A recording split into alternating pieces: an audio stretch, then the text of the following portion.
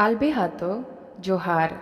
विश्व आदिवासी दिवस के इस अवसर पर आयोजित वार्ता श्रृंखला 2 में मैं यागे काबाक आपके सामने गाले के बारे में अपनी बातें साझा करने जा रही हूँ।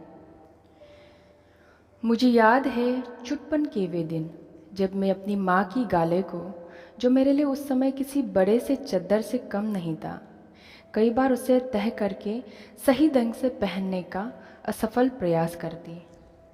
बार बार गाले के नीचे सरक जाने पर मैं चिढ़ सी जाती। दोबारा उसे सहेज कर अपनी कमर पर लपेटने की जी तोड़ प्रयास करती। एक आध बार तो मैं इसमें सफल भी हो जाती। ऐसे में मेरा बाल मन खुशी के मारे बादलों में विचरण करने लगता। उस लंबे से कपड़े को मैं अपनी पतली सी कमर पर 3-4 बार लपेट लेती, पर जैसे ही मैं चलने के लिए अपने नन्हे नन्हे कदम आगे बढ़ाती, दराम से वही गिर जाती। बांस से बने फर्श पर गिरने से मुझे चोट नहीं लगती थी। निशी आदिवासी समाज अपने घरों का निर्माण लकड़ी, बांस और जंगली पत्तों से करते हैं। मेरी माँ, जो उस समय घर के तमाम कार्यों में व्यस्त रहती, बीच बीच में अपनी बच्ची की इस मनोरम क्रीड़ा को देखती और मंद मंद मुस्कुराती। मेरे गिरने पर उनका मन विचलित नहीं होता। वो जानती थी कि ऐसा ही होता है। शायद वो मुझे इस दुनिया की कठिन लड़ाइयों के लिए तैयार कर रही थी। बड़े दुलार से मुझे अपने पास बुलाकर गाले पहनाते हुए समझाती, इसे पहनना भी एक कला है। उम्र के साथ साथ लड़कियां सीख ही लेती हैं। इसके साथ साथ जिम्मेदारियों का एहसास भी धीरे धीरे होने लगता है। निशी में गाले पहनने की इस कला को गाले चगनाम कहते हैं। कई बार मैंने अपनी गांव की बुजुर्ग महिलाओं को ये कहते हुए सुना है कि फलाने को उस समय गाले पहनना तक नहीं आता था। गाले गुचिन चकचिन मादे देपा। ये वाक्य प्रतीकात्मक रूप से उस किशोरी के लिए प्रयोग किया गया होगा जो अपनी किशोरावस्था में हो और अभी तक गाले संभालना नहीं आया हो। गाले पहनना सीख लेने का अर्थ है कि लड़की सयानी हो गई है, अपनी जिम्मेदारियों को उठाने की काबिल हो गई है। हमारे समाज में गाले सांस्कृतिक धरोहर है। ये पारंपरिक पोशाक है जिसका अपना ही महत्व है। ये महिलाओं द्वारा पहने जाते हैं। केवल निशी समाज ही नहीं, अरुणाचल प्रदेश की सभी आदिवासी समुदाय की महिलाएं गाले पहनती हैं।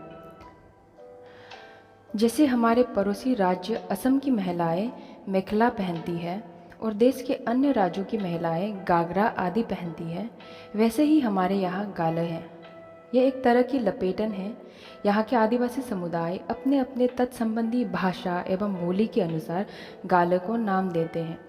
जैसे अधिकांश स्थानीय समुदाय के लोग इसे गाले, गाले, कोपचिक, कोचिक आदि नामों से पुकारते हैं, वही नोक्ते आदिवासी समुदाय, जो मुख्य रूप से प्रदेश के तिराप जिले में निवास करते हैं, इसे थाक खातोक कहते हैं।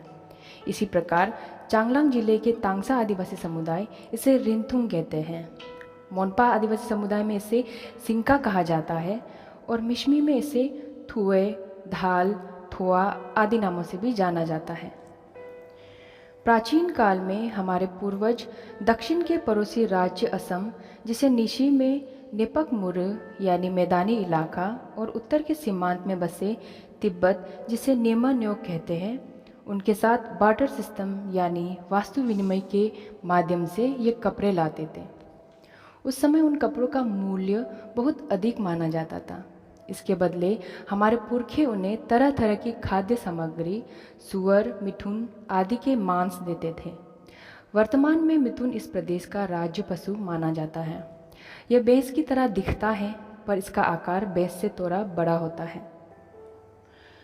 असम और तिब्बत के साथ हमारे पूर्वजों की व्यापार संबंधी कई लोक कथाएं प्रचलित है। समय के साथ यहाँ के आदिवासी समाजों ने पारंपरिक तरीकों से कपास से सूत काटने की परंपरा विकसित कर ली थी, जिन्हें आज भी इन समाजों में देख सकते हैं। महिलाएं गाले की बुनाई कढ़ाई स्वयं करती हैं। वे इस कार्य में प्रवीण हैं। इसे बुनने के लिए बांस या लकड़ियों के उपकरणों का उपयोग किया जाता है। इन बांसों और लकड़ियों की लंबाई आधे मीटर से लेकर लगभग 1 मीटर तक की होती है। ये भिन्न भिन्न आकार एवं प्रकार की होती है।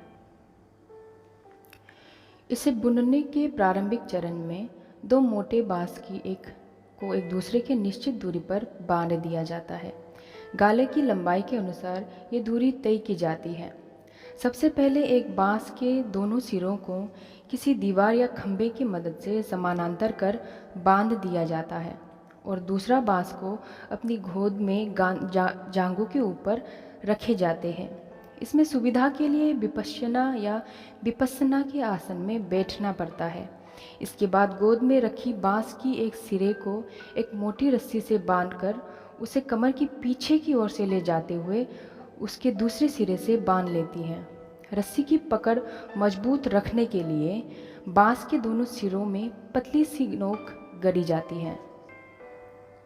ये एक तरह से धनुष के आकार का बन जाता है, जिसमें महिला समानांतर रखे गए धनुष के बीचों बीच सीधी बहती हुई नजर आती है।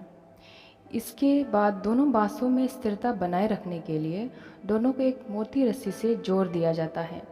आगे उसी रस्सी का अनुगमन करते हुए और दोनों बांसों को जोड़ते हुए कई सारे रंग बिरंगे धागे खींची जाते हैं, जिससे हजारों धागों की एक लंबी सी छोर बन जाता है। उसके पश्चात गाले बुनाई कढ़ाई के लिए तैयार हो जाता है। बुनाई कढ़ाई की इस प्रक्रिया को निशी में गाले चुमनाम कहते हैं। रंग बिरंगे धागों से महीन महीन डिज़ाइनें और रेखाएं खींची जाती है, जिससे उनकी सुंदरता देखते ही बनती है। वहीं धागों की छोर खींचने की इस प्रक्रिया को गाले पोनाम कहते हैं। आमतौर पर इसको तैयार करने के लिए दो लोगों की आवश्यकता पड़ती है, पर कुछ महिलाएं इस कार्य में इतना निपुण होती है कि वे इसे अकेले ही कर लेती हैं। आधुनिक यंत्रों एवं उपकरणों के पदार्पण से बुनाई और सूट काटने के तरीकों में परिवर्तन हो चुका है। बाजार में कई तरह की तंतुओं से बनी बुनाई के धागे बाजारों में उपलब्ध कराया है। इससे अधिक सुविधा आ गई है। इसके बावजूद हाथों से बने गए गाले का अपना अलग स्थान आज भी है। समय तेजी से बदल रहा है। हमें आभास भी नहीं होता कि इसके साथ हमारे पीछे क्या क्या छूट रहा है। कई बुरी चीज़ों के साथ साथ कई अच्छी चीज़ें भी छूट रही हैं। आधुनिकता की चमक दमक ने हमें अंधा कर दिया है। अब हमने केवल आधुनिक तौर तरीकों को ही अपना जीवन शैली बना लिया है।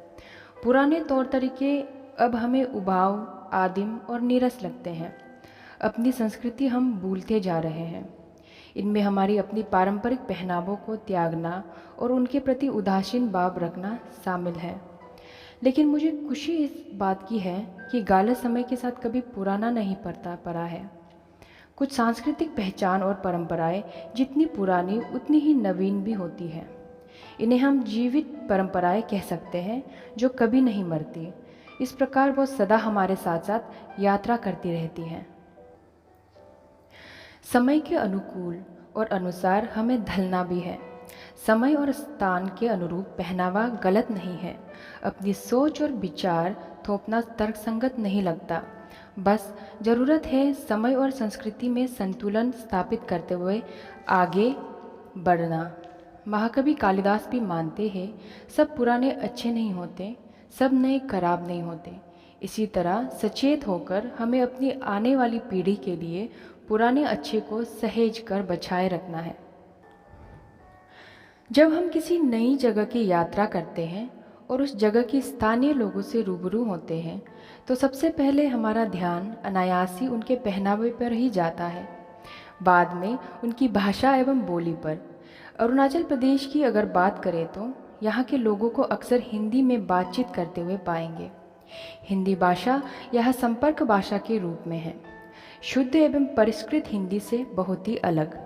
इसे अरुंधी या अरुणाचली हिंदी भी कह सकते हैं। भाषा के साथ लोगों के परिधानों में भी बदलाव हमें देखने को मिलता है। वर्तमान में यहाँ बहुत कम मात्रा में लोगों को अपनी पारंपरिक पोशाक धारण करते हुए पाएंगे, लेकिन इन पोशाकों में गाले का अपना अलग ही महत्व है। महिलाएं रंग बिरंगे गाले पहनकर विशेष परिस्थितियों अथवा वातावरण का लुत्फ उठाती है। मेरी चिंता इस बात की है कि कहीं पारंपरिक त्यौहार विलुप्त ना हो जाए, जहां स्त्रियां अन्य महत्वपूर्ण पारंपरिक वस्त्रों को धारण करती है, जिनका आध्यात्मिक महत्व भी होता है, जैसे काले और श्वेत रंगों के संतुलन से बुने वस्त्र पोमो तथा श्वेत सूती वस्त्र पर अजी। त्योहारों, कर्मकांडों, विवाहों इत्यादि जैसे महत्वपूर्ण परिस्थितियों में इन्हें धारण किया जाता है। स्त्री पुरुष दोनों ही अलग अलग ढंग से धारण करते हैं। इनका रंग एक ही होता है। यह एक तरह से यूनिफॉर्म होता है। इसमें आदिवासी समाज की सामुदायिकता को देखा जा सकता है। यह इस बात का प्रतीक है कि समाज व्यक्ति से अलग नहीं है, दोनों एक दूसरे का पूरक है। इसी को दर्शाने के लिए विशेष परिस्थितियों में इन्हें धारण किया जाता है। इससे एक प्रकार की शांति और आनंददायी वातावरण निर्मित होती है। व्यक्ति के मन में समाज के प्रति सम्मान का भाव जगने लगता है, एकता का अनुभव होने लगता है। ये बहुत महत्वपूर्ण है। अपनी पारंपरिक पोशाकों के प्रति रुझान बढ़ाने और स्थानीय बाजारों की अभ्युदय को समर्थन देने हेतु 4 अगस्त 2020 को अरुणाचल प्रदेश के सरकार द्वारा एक परिपत्र निकाला गया, जिसमें आत्मनिर्भर भारत की योजना के तहत वोकल फॉर लोकल की पहल का समर्थन किया गया। उस परिपत्र में ये कहा गया कि राज्य के पुलिसकर्मियों के अलावा सभी राज्य एवं केंद्रीय कर्मचारियों को प्रति माह 15 तारीख को प्रदेश के पारंपरिक पोशाक पहनने अनिवार्य होगा। वे प्रदेश के किसी भी आदिवासी समुदाय की पोशाक पहन सकते हैं। राज्य सरकार की यह पहल काफ़ी सराहनीय है, पर अपने ही परिधानों को धारण करने के लिए ऐसी योजनाओं की ज़रूरत क्यों महसूस हुई? क्या राज्य सरकार द्वारा कड़े नियम बनाने और प्रति माह केवल एक दिन अपनी पारंपरिक पोशाक धारण कर लेने पर लोगों में इसके प्रति रुचि पहले से अधिक जगेगी? ये तो आने वाला वक्त ही बताएगा। आज भी जब मैं अपनी गांव जाती हूँ तो माँ का पुराना गाले पहनती हूँ। छुटपन की स्मृतियाँ आंखों के सामने तैरने लगती हैं। हम इस परिधान को इतना महत्व क्यों देते हैं? क्योंकि यह सांस्कृतिक, सामाजिक और पारंपरिक विरासत है, जो रंगीन धागों में श्रम और कला के रूप में हमारे पुरखे अब भी हमारे साथ जीवित हैं। इसके प्रति श्रद्धा और अपनापन बनी रहे, इसके लिए बाजार या सरकार पर ही निर्भर होना नहीं चाहिए। इसके महत्व को बढ़ाने के नए नए विकल्प खोजने होंगे।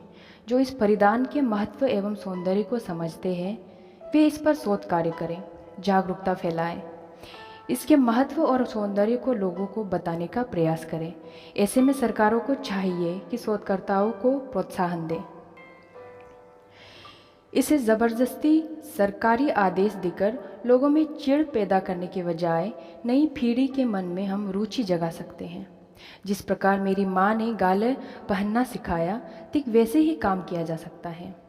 आखिर सरकार किसके लिए है? व्यवस्थाएं किसके लिए हैं? लोगों की जिंदगियां आसान और खुशनुमा हो, इसी के लिए तो वे हैं। इस वार्ता श्रृंखला से जुड़कर अपनी संस्कृति की कुछ जानकारियों को साझा करते हुए मुझे अत्यंत प्रसन्नता मिली है। सभी श्रोताओं को हार्दिक धन्यवाद। पाया लिंचो।